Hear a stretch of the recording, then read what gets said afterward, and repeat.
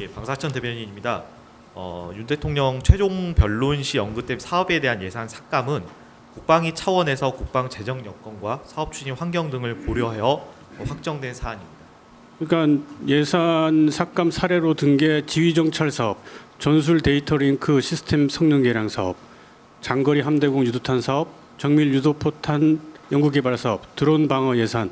이게 야당이 일방적으로 삭감한 예산이 아니잖아요. 예, 제가 국방위 차원에서 결정된 사안이라고 말씀드렸습니다. 그러니까 국방위 차원이라는 거는 여야가 다 동의해서 한 거고, 보면은 여기에 상당 부분은 뭐 성일종 위원장이라든가 강대식 의원 뭐 이런 분들, 여당 의원들이 삭감하자고 해서 삭감한 거자는 그런 예산들이잖아요.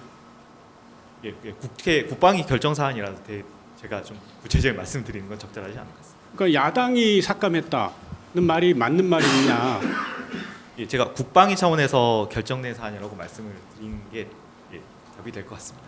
이건 국방위 차원이죠. 이게 야당이 삭감한 게 아니라 여야가 다 함께 있는 국방위에서 서로 의견을 모아서 삭감했다라는 게 맞는 말이죠. 예, 그렇습니다.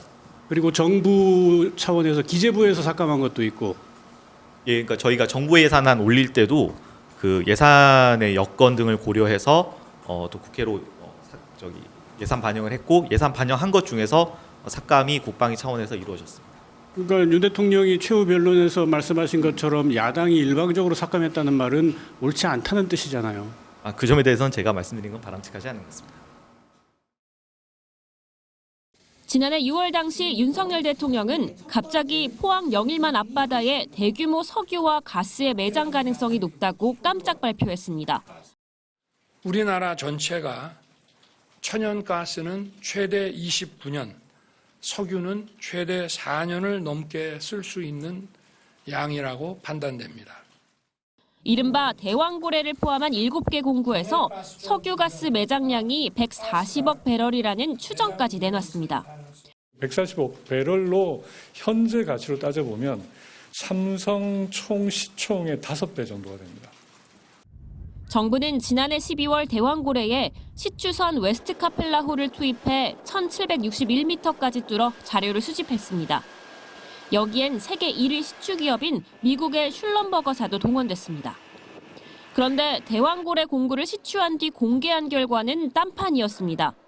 산업부는 가스 징후가 발견됐지만 포화도가 낮아 경제성이 없다고 밝혔습니다. 대왕고래 시추공은 다시 덮어버렸습니다. 첫 시추부터 실패한 셈입니다.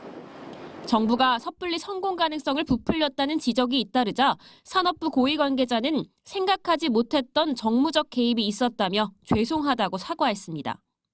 다만 나머지 6개 공구에 석유가스가 매장됐을 가능성은 남아있다며 해외 기업의 투자를 유치해 시추 탐사를 이어가겠다고 밝혔습니다.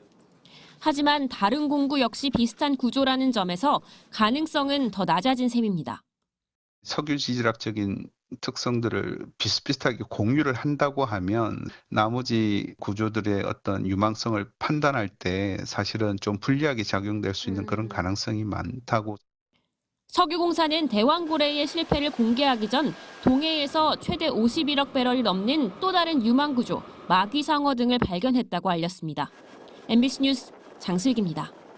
윤 대통령 측은 야당의 일방적 예산 삭감의 사례로 동해 심해 가스전 사업, 이른바 대왕고래 프로젝트를 들었습니다. 대왕고래 프로젝트는 윤 대통령이 계엄 이후 12.12 담화에서 예산이 98%나 깎였다고 문제를 삼았던 사안입니다. 대왕고래 프로젝트의 경우에 해외 유사 사례 대비해서 실제 시추 가능성이 어느 정도로 평가됐습니까? 금세기 최고의 유전이라고 불리는 가이아나 유전의 경우에 그 당시 성공률이 한 16% 정도로 봤었습니다. 근데 우리 대왕고래 쪽은 20% 정도 되기 때문에 높다고 평가를 했었습니다. 그런데 공교롭게도 증인신문 1시간 전 사업 전망이 밝지 않다는 정부 분석 결과가 공개됐습니다. 지금 1시간 전에 산자부에서 대왕고래 경제성 없다라는 속보가 떴는데요. 이 부분에 대해서도 확인하셨나요? 얘긴 들었습니다. 1차 시추 결과에 대해서. 예. 국회 측은 예산 삭감이 어떻게 비상계엄 사유가 될 수 있냐며 따졌지만 박 수석은 관련이 있다고 주장했습니다. 예산 폭거를 가지고 뭐 국정이 마비된다고 해서 비상계엄 선포를 하신 거잖아요. 이어지는 줄 탄핵이라든지 재정 부담이 되는 여러 입법, 예산 일방 삭감 이런 게 종합적으로 원인이 되었을 것으로 생각을 합니다.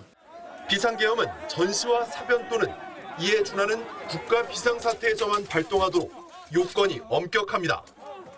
국회 측은 이른바 최상목 문건을 제시하며 국가 비상입법기구 예산 편성에 대해서도 물었지만 박 수석은 무슨 의미인지 모르겠다며 대답을 피했습니다. MBC 뉴스 이준입니다. 다수의 야당이